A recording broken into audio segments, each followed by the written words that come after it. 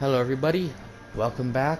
Uh, it's me again, and since the Christmas video wasn't the exact Christmas video I wanted to release, I thought I'd give you what was supposed to be last week's video, or the Christmas video, this week. So without further ado, I introduce you to the Yamato. Yamato, one of the in fact, no. The biggest warship of World War II and the world's largest battleship, Yamato was designed around the idea that an individual ship could have superiority over any battleship of a potential enemy. Her main guns had overwhelming firepower. The ship maintained a very high level of survivability due to reliable armor and robust torpedo protection. Yamato's anti-aircraft capabilities were highly efficient due to carrying numerous anti-aircraft artillery guns. Entered service in 1941, ships in the series 4. Well, to be honest, 2.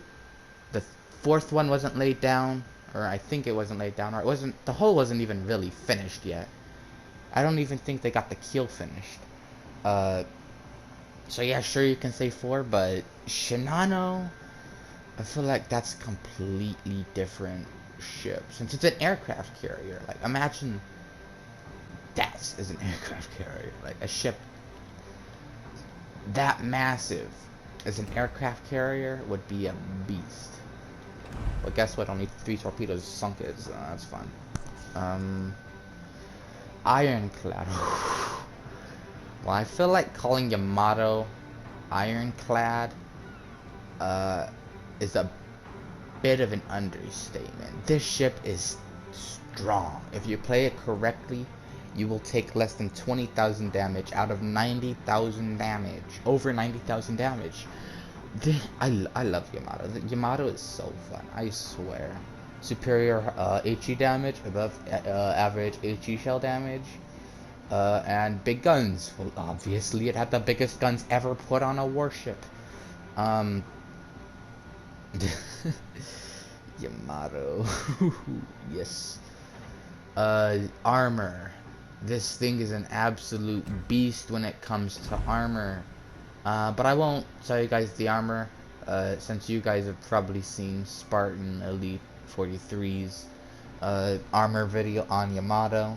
I highly suggest you check that out. Very detailed, you know, view of the armor on the ship. And I feel like he should do more of it. And no, I'm not lazy. I'm just being nice, and since I'm a fan of Spartan Elite, might as well shut the guy out. I mean, there are only like, what, so many of you. I mean, he's literally the biggest World of Warships Legends channel. Although you could count Jingles, but oh well, I'm going on a tangent at this point. Stats. Survivability 97. That is high. Almost perfect. Hit points 92,240. Does not feel like it. It feels like this has 120, at least 120. I mean, it just feels strong, and especially with the sound of the guns. Oh boy, is it a fun ship to play. Highly recommend grinding it, by the way. Took me forever to get, but feel like it was worth it in the end. Absolutely 100%. Torpedo damage reduction 55%. 55%. This thing took 17 torpedoes. I mean, in the game you could actually take 17 torpedoes. Wow, for once wargaming has some historical accuracy. Artillery, 9 18-inch guns and 3 triple turrets. Firing range 18.2 miles or kilometers. Reload times 26.4 seconds. In 18-inch guns, I tried to you know, lower the reload time as much as possible so that I could get as much damage. And I will tell you, with my build, I have easily gotten almost 200,000 damage.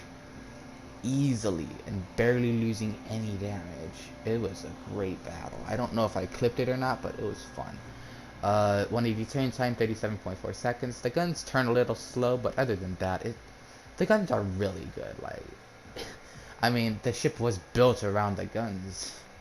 High explosive shell damage, maximum high explosive shell damage, 7,300. But you will not really need to use high explosives so much, because 16-inch shells on anything, even destroyers, will absolutely destroy them.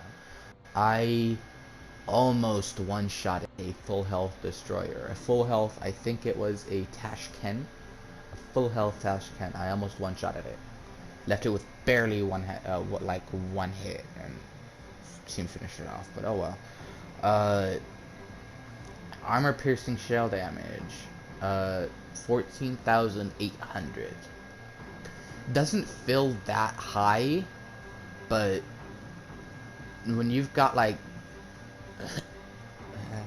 it doesn't look high and it doesn't feel high, but it's high. Like yeah, I cannot praise this ship enough. Yeah.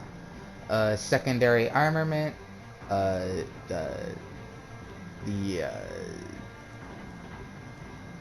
small ones here on the superstructure, not those super firing ones, but the smaller ones here. Those, yeah. Firing range on all of them actually is 5.2. Reload time is 6 seconds. High explosive shell, 2.1 thousand damage. Chance to set on fire, 8%. You really won't be needing to use any of the secondaries, so I mean, I could skip over it, but if you want to secondary build, go ahead. Firing range, 5 points. Oh yeah, I just said that. Reload time, 12 seconds. And armor piercing shell damage, 3,300. I do not at all recommend going tank build in Yamato, because there's no way you can get around the armor. The legendary cheeked armor of Yamato there's no way you can get behind that. If you aim right here, right under the first turret, that section of the hull is so flat, and it goes all the way around to like the hangar here, the hangar in the back. It's so flat that you can get citadels easy, taking half of the damage, half of the Yamato's damage, no matter what you're in, because it's so flat. Destroyers can overpen it with penetrate it with high explosive. So yeah, if you that's just a small counter to Yamato. But when you're far away, and the way you should play Yamato is sitting in the back, tanking all the damage, about tanking it, there's no way you can take any damage. Well, you can take damage, it's just gonna mostly be fire damage. Maneuverability, 27.8 knots. Turning circle radius, 900 meters. That is more than Iowa, so it's a big turning circle, which is why you should stay in the back. Rudder shift time, 19.2 seconds, so slow, but still why you should stay in the back. Concealment, that no real need to go over it, because you're going to be detected anyway, because you are a Japanese battleship with a tall tower, and you've got the biggest guns in the game right now, unless they add in Shikishima. Oh god, the gun sounds on Shikishima will be legendary. I'm just excited. Yeah. No real reason to pay attention to the detectability. You're going to be spotted anyways, even if you don't fire your guns. Loadout, regular stuff, but you can use enhanced secondary targeting. Don't feel like it's necessary unless the story gets too close, but Spotter or fighter is what I would go with. Fighter still spots some ships if they're big enough, but spotter spots them all. So yeah, I would say catapult fighter is the best one. I have, this is my repair party. That's my stats. Then I have this camouflage. Although this is a historical camouflage, and I would get it, but don't have that much gold. So yeah. And I will admit, Spartan, if you're watching this, it's a good looking camo, but I feel like that looks better. I don't know if it's just me or anything, but you know, Japan.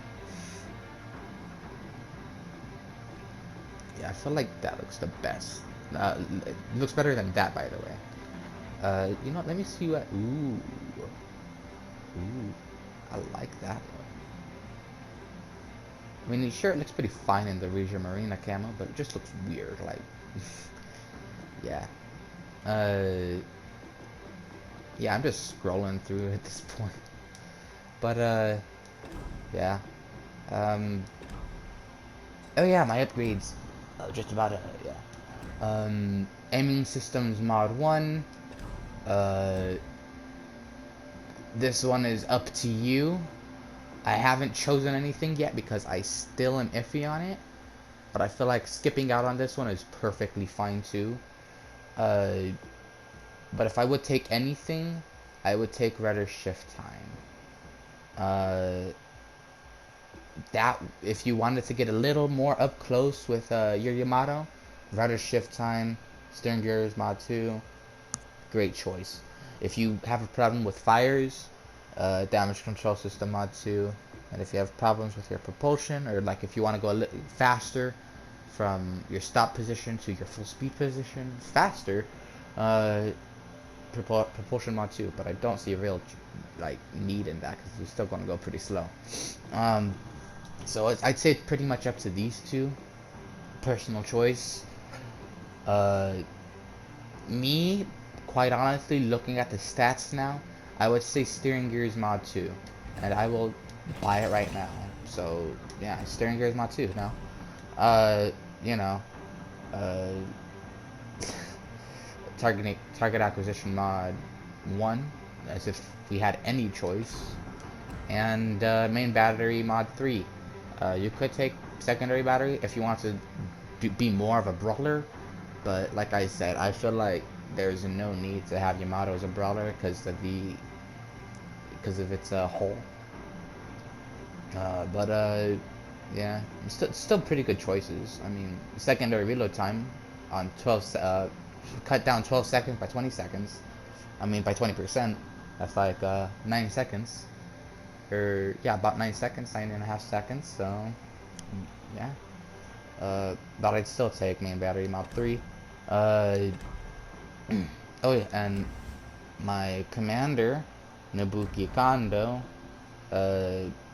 My inspirations are Andrew Cunningham for the shell grouping and William Sims for the health. You know, covert, regular, base trait, and then my build is a good day's work, crisscross, firefighter, master mechanic for the extra repair party, and will to rebuild for the better repair party.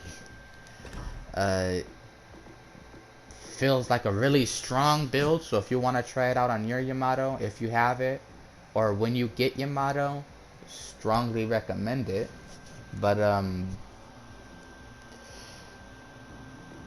couple things could be changed, like you could probably change out good day's work for brawler if you wanted to be more of a brawler. Still do not recommend it, but you know, if you wanted more of a brawler, you know, build, I would say brawler, porcupine, on second thought, because you're going to be dealing with a lot of destroyers, and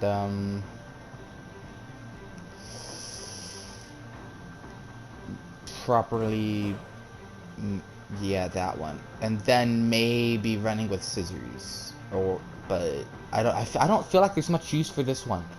I haven't gotten to test it out yet, but I don't feel like it's that useful. But I'm gonna put everything back the way it was. And yeah, with that out of the way, let's get on to the battle. This is gonna be a really good one, everybody. I promise. So this one's gonna be a really good one, guys. I recorded this a couple months ago, which makes it a little old and a little new. Well, I don't even know what that even means, but not much has changed legendary tier or tier 7 wise. Maybe Azuma and Key and Lenin. But that's not much. There's only like 3 ships. This is more of a up close battle. So like you know how I just said Yamato is not a good brawling battleship? Well, I'm not brawling this battle, that's for sure. I'm not straight up brawling, I'm more like in the background. So like I'm close. I am really close in this battle, but not as close as you would expect. In fact, I'm farther than you might be expecting. Yeah. So while we wait for something to happen and get into the thick of the battle, I'm gonna read you the history of Yamato, or to give you a brief overview of it, whichever you want to call it. Yamato was the lead ship of her class of battleships built for the Imperial Japanese Navy, IJN, shortly before World War II. She and her sister ship Musashi were the heaviest and most powerfully armed battleships ever constructed, displacing 72,800 tons at full load, and armed with 46 centimeter or 18.1 inch guns, Type 94 main guns, which were the largest guns ever mounted on a warship. The more you know. Now, I missed a shot, obviously. Now I'm scrolling down. Named after the ancient Japanese Yamato province, Yamato was designed to counter the numerically superior battleship fleet of the United States, Japan's main rival in the Pacific. She was laid down in 1937 and formally commissioned a week after the Pearl Harbor attack in late 1941. Throughout 1942, she served as the flagship of the combined fleets, and in June 1942, Admiral Isoroku Yamamoto directed the fleet from her bridge during the Battle of Midway, a disastrous defeat for Japan. Musashi took over as the combined fleet flagship in early 1943, and Yamato spent the rest of the year and much of 1944 moving between the major Japanese naval bases of Truk and Kure in response to American threats. Fun. Although present in the Battle of the Philippine Sea in June 1944, she played no part in the battle. The only time Yamato fired her main guns at enemy surface targets was in October 1944, when she was sent to engage American forces invading the Philippines during the Battle of Leyte Gulf. While threatening to sink American troop transports, they encountered a light escort carrier group of the U.S. Navy's Task Force 77, otherwise known as Taffy 3, in the Battle of Samar. That's a battle you guys need to look up. I swear, that one's fun to listen to. I suggest Truk NFL if you haven't heard of it. The Japanese turned back after American air attacks convinced them that they were engaging a powerful U.S. carrier fleet. Okay, now this is the thick of the battle right here. Finally, something happens, and I'm talking about the battle. Wow. Not the best hit ever on Kerr first, but At least there's something, you know? Nah, that's not the money shot of this battle. That's gonna come up in a second. So, Kerr first. I almost got it. It's gonna be coming, I don't know, in about I don't even know. I almost got Kerr first, though. It should be, I should get it sooner or later. Definitely this year.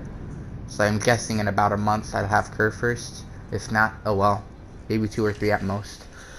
But really excited. Was grinding for 4 years on PC to get Kerr first, but never got the chance to get it. Cause you know, credits are kind of hard to get on PC. Well, they're a lot harder to get on PC for players like me. Only playing like once every few weeks. So that was fun. Okay. Let me see. We're going against this Yamato. He came out with his cheeks. I somehow missed the cheeks, but that's fine, you know. Japanese dispersion being kind of weird sometimes. I'm gonna see if I'm gonna hold back on this next shot or take it right away. Yeah, I'm gonna take it right away. A good 20,000 damage. That's pretty good hit. It's pretty good first hit. It's not the money shot of this round. Nah, that's gonna come up right now. And some of you you may already know what's going on already. But if you don't know, if you shoot the cheeks of Yamato, that happens. Right under the front turret. That's all you gotta do. Wait, I already told you guys that earlier. Damn. I'm an idiot sometimes. Sorry about that. But, jeez, I love hitting that spot in Yamato. And if you're playing on PC, then it's the exact same spot you want to aim for. But Kerr first. Let me see if this is a good spot. Ooh, about 20,000. Yeah, 20,000. Secondary should be going off any second now, unless they are, if they aren't already. Yeah. I'm excited to see what Kerr first secondaries can do when I max them out completely. Like, pumped up. See, Kerr first is slow in the water, so he's kind of tricky to, you know, get some decent hits off of him. But we get him for another 20,000. It looks like. And from the looks of it, he is our kill, but nothing, some torpedoes can't, you know, stop for a second. We're only going to take one, but it's a flooding, so gotta worry about that. I'm going to save my repair unless he knocks out a turret and we kill him, so any second now I should be using my repair party. Or damage con, sorry. Now, Kagero. Got ourselves the high caliber along with the first blood and devastating strike. And ooh.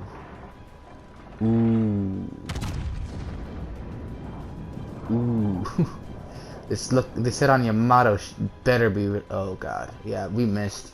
And he is dead. Yeah, he looks dead. I won't be able to get any more damage off of him. Unless I can get a hit off it. Looks like I might get 2. Just 1,000 damage. It's fine. Yeah. Oh. Thought I was gonna get one more shot off there, but guess not. Either way, that's about it for this video. Hope I've told you enough about Yamato to, you know, clear things out. If you had any questions, please tell me in the comments. I will be glad to clear anything up. And thank you for watching. Have a great day, everybody. Drive safe. Happy late Christmas. And I will see you guys in the